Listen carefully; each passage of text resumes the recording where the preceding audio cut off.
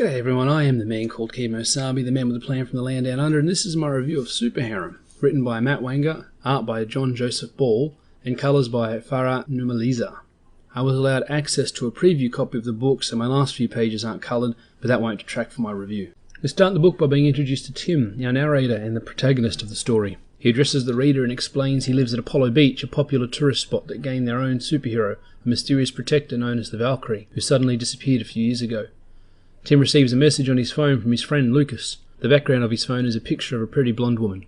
Comics are all about telling stories visually. It's unlikely the writer and artist put that particular picture there by accident. Lucas is trying to convince Tim to go to a party, and Tim is hesitant. He tells the reader it's because women are at parties and women are dangerous to him. A little contrast here. Tim has a wholesome headshot of a pretty woman on his phone background. Lucas has a revealing bikini shot on his. We get a Cecil guest appearance. Does this qualify as Cecil's first official comic book appearance? Tim tells the reader he will go to the party anyway. He tries to avoid Lucas and his antics but ends up drinking too much and sleeping with a woman called Journey. Tim wakes up to find Journey has been empowered. She is brimming with purple energy. Tim warns her that using her new powers will draw giant monsters to the city, the same scenario that happened repeatedly with Valkyrie. Journey figures out Tim gives women powers by sleeping with them and then decides she'll become the new Valkyrie. Tim says it's a bad plan and tries to stop her, telling her he'll simply refuse to sleep with her and then her powers will run out. Essentially, he's like a Green Lantern power battery, but with a penis. Journey already has a Valkyrie costume ready to go, albeit a more simple and revealing one, and flies away, exuding power, daring a monster to rise and attack her. Tim has a flashback to his relationship with the first Valkyrie, his girlfriend, the girl on the phone, Sophie. We see a brief overview of her career, and then after vanquishing a particularly powerful monster, Sophie's professor shows up, looking very mysterious, and reveals he knows that she is the Valkyrie. He also reveals Tim is the key to a literal dimension of darkness, and through the physical act of sex creates a rift that allows monsters to escape that dimension. Bereft with the knowledge that she is at least partly to blame for the appearance of monsters, as well as any deaths and destruction they might have caused, Sophie flies away, never to be seen again. Tim accuses the professor of ruining his life. We return to the present to see Tim contemplating suicide. The professor returns and tells Tim he isn't to blame for what's happening. Yes, Tim is the key, but he is also broken. The professor claims he can fix Tim. Tim seems open to the idea. The professor quickly changes the subject and we see Journey defeat the latest monster, but not without a struggle. If the reader hadn't realised it already, Journey has the same tattoos as the girl on Lucas's phone. Does that mean they've already slept together? This could be a plot point later on down the line. Journey makes an appearance on TV and we cut to Sophie, outraged that somebody else is using her identity. The next morning Tim goes to work after reminding Journey that she is not his girlfriend, but she's staying at his place and they're still sleeping together. After Tim leaves, Sophie shows up, ostensibly looking for Tim, and finds Journey instead. They argue and Journey says now that Sophie is powerless, she should stand aside and let Journey be Valkyrie. Sophie reveals she kept some of Tim's semen and uses that to replenish her powers. The professor shows up at Tim's work and asks him what would happen if two girls he empowered were to clash. Tim figures out the girls are about to fight. The energy exerted by their battle summons a huge multi-armed wolf monster. After fighting, both girls are low on energy. They both fly over to find Tim and coerce him into sleeping with them to top up their energy reserves. He says he's not in the mood, and then a mysterious woman in old-timey clothes and a huge pet monster arrives looking for the professor, and that's where my preview copy ends.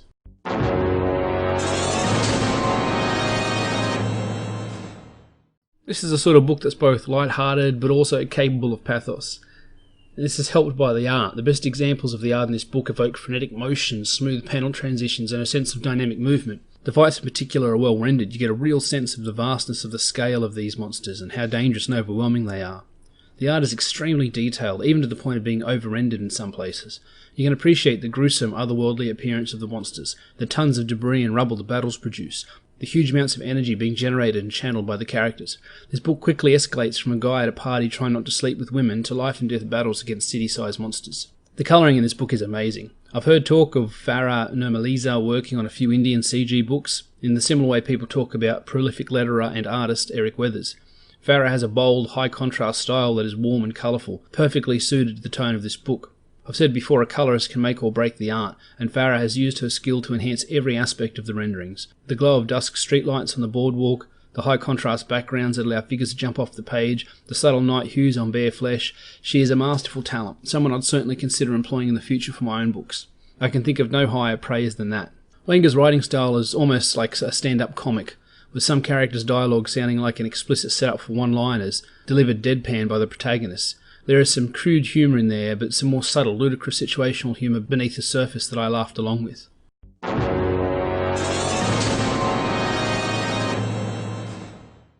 Preview copy of the book I received had a nice Carl O'Rourke image as the cover's credits page. It's well drawn and well rendered. I scroll down to the next page and I see this image. It's quite jarring to go from O'Rourke's image to this one. John Joseph Ball has a kinetic style, maybe even influenced by the dynamic art of Wenger a little, the speed lines and the sense of direction. But some of his stuff is over-rendered, cluttered, and the inking style is very scratchy. In most cases, the soft, colourful tones of the colourist distracts from that, but other times it makes the images look very heavy and overwrought. The facial expressions are hit and miss. Some are very on point, others are quite deformed and warped. This isn't a stylistic choice, this is a shortfall in visualising the human skull. I know because it's a problem I struggle with as an artist as well. One of the book's selling points was the adult nature of the story, the nudity, the premise itself relying on adult concepts, but the art never quite supports the sexiness of the characters. The proportions and the over-rendered figures make the characters look less than appealing. If you're selling on sex appeal, be sexy. While the story is humorous and has some laugh-out-loud moments, none of the characters were likeable. Journey is the loose, easy girl, the girl your mother warned you about, who has one-night stands and by her own admission sleeps around with lots of fellas, gets drunk and pukes everywhere. When she gets powers, the first thing she does is endanger the city by summoning a monster to fight. She also steals the identity of another hero rather than making her own and then taunts her about it afterwards. In the era of SJW Marvel identity theft, a character that steals another character's identity is unlikely to be looked upon fondly. She lazes around at home while Tim works, giving off the air of the easy come, easy go hedonist. Tim is incredibly irresponsible, letting himself get drunk and sleeping with a woman he doesn't know, knowing full well it will empower her. This comes right down to the with great power comes great responsibility theme, something that is central to superheroes. Tim is giving tremendous power to complete unknowns, or even worse, untrustworthy people. Journey is the sort of person who gets blackout drunk at parties. That doesn't instill a sense of the character having personal responsibility or a tendency towards civic duty. Imagine a character with powers, on the scale we see in this book, getting so drunk they can't tell what they were doing. That's a disaster waiting to happen, and Tim is enabling it. It's clearly stated that his semen is the element that empowers these women. Wear a rubber, dude, or develop a strong pull-out game. No, stronger than that. Tim is weak-willed, easily pushed around, lacking direction and agency. He might have been designed as an everyman character others can self-insert into the story through, but he comes off as selfish, willing to endanger others for the chance to get laid. There are some grammatical errors early on, and the first few pages are very narrator exposition heavy. Tim addressing the audience doesn't sound quite right. I think the writer was going for that record scratch movie voiceover, quirky and irreverent. I think a self-reflective first-person narration would have suited the introduction better. Have Tim reflect on events to himself, musing over his part in it without directly referencing events to build suspense and a sense of want to know in the audience.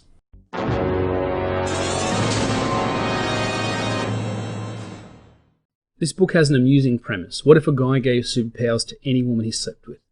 It's not a serious premise on the surface, and by its very nature makes the book an adult book, even if the content isn't particularly adult.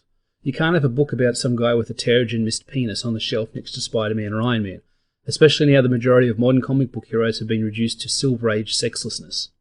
There are bigger themes at work here, subtexts below the surface that are easy to miss the first time around, mostly because they aren't brought to the fore as much as they should be. I don't know if this is a deliberate move by the writer, Matt Wenger, or something that needs to be developed. I often wonder at how forceful Comicsgate and other crowd-funded book editors are. Many times I've read books where a heavier editor's hand would not have been out of place. This book is divided into 2 chapters, each title after one of the women Tim has empowered. This makes me think in future volumes there will be more. The book is entitled Super Harem after all, and I doubt Sophie was the first woman Tim ever slept with. 2 women does not a harem make. A lot of the expositionary early story and catch-up was crammed into the first few pages. Tim warns us women are dangerous to him, but 2 pages later he's sleeping with one. Journey immediately figures out Tim is the reason she gained powers with very little evidence or clues, and then rushes off to fight a kaiju-sized monster for no reason and because she wants to. This is all by page 11. The fight is interrupted by a 6-page flashback, and Wenger quickly establishes Sophie's character. She wants to be with Tim, and with his help, use her powers to make the world a better place. She's already a more likeable character than Journey, and she's only been in the book for 5 panels. I don't know if this bit is funny or awful. Sophie defeats the monster, lands near Tim, and they embrace to celebrate her victory, but the flaming monster sets a bunch of civilians on fire and they run, screaming, off the page, while Sophie and Tim are oblivious to them.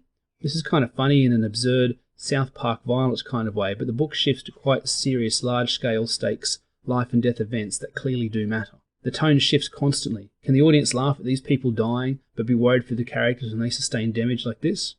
Why do some characters matter and others don't? If you take the story seriously, these people were ignored and allowed to die in what is probably one of the most painful ways possible. Sophie is therefore a terrible, ineffective hero and a shitty person who ignores living beings in mortal danger. If we don't take the story serious and we laugh at these faceless characters dying, then we also have to laugh at the protagonist's pain. Add to that the fact that few of them are even likeable, and it's quite easy to not be too invested in them, to the point that when they are in danger, you're more interested in how they'll die than whether if they'll die. I've heard a lot of Comicsgate people say how funny Wenger is, and it's evident in Super Harem, but by weaving his humour into what might otherwise be a serious story built on a ludicrous premise, he lessens the impact it might have had. There is a really serious, high-stakes, world-changing story waiting to be told here, but it keeps slipping on banana peels the writer has deliberately left laying around. It's funny, but the story never quite reaches its destination.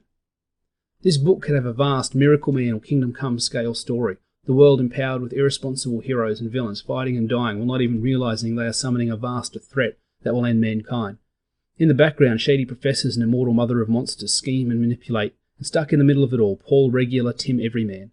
Ultimately, there is scale here for so much more, and it's not impossible that Wenger has this sort of stuff planned out. There are a few threads here and there that make me think he could be angling towards some of this stuff. There are already traces of it here. If he brings it to the fore, if he lets his story realise its own potential, is something I'll have to come back for issue 2 to find out.